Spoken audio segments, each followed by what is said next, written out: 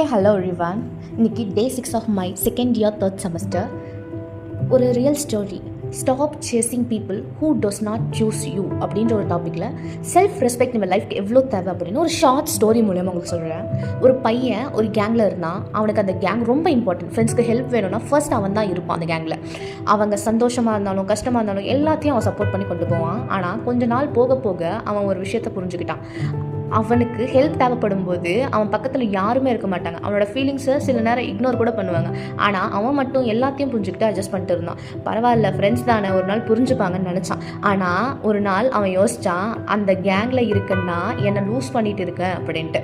அந்த மூமெண்ட்டில் அவனுக்கு புரிஞ்சுது, எல்லாருக்கும் இம்பார்ட்டன்ட் கொடுக்கும்போது அவன் ஓன் வேல்யூவை மறந்துட்டான் அப்படின்ட்டு. அப்புறம் அவன் கோவத்தில் யாரையும் விட்டு போகலை, சரிங்களா. சைலண்ட்டாக டிஸ்டன்ஸ் மட்டும் க்ரியேட் பண்ணான். கொஞ்சம் கொஞ்சமாக அவங்க கிட்ட இருந்து எக்ஸ்பெக்டேஷன்ஸை கம்மி பண்ணான்.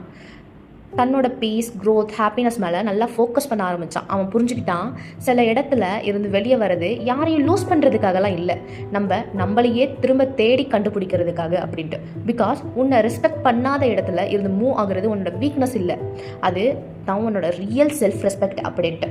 இந்த ஸ்டோரி மூலமாக எனக்கு தெரிஞ்சது, ரியல் செல்ஃப் ரெஸ்பெக்ட் தேவை அப்படின்னா அந்த பிளேஸ்லேருந்து மூவ் ஆகி நம்மளோட செல்ஃப் க்ரோத் மேலே கான்சென்ட்ரேட் பண்ணாவே நமக்கு செல்ஃப் ரெஸ்பெக்ட் தானாக வந்து இம்ப்ரூவ் ஆகும்னு நான் நினைக்கிறேன். நீங்கள் என்ன நினைக்கிறீங்கன்னு மறக்காமல் கமெண்ட். கிட்டத்தட்ட 6 மந்த்து கழிச்சு 300 ஃபாலோவர்ஸாக இன்க்ரீஸ் ஆகியிருக்கு. இன்னும் நீங்கள் சப்போர்ட் பண்ணுவீங்கன்னு நினைக்கிறேன். தேங்க்யூ ஃபார் வாட்சிங்.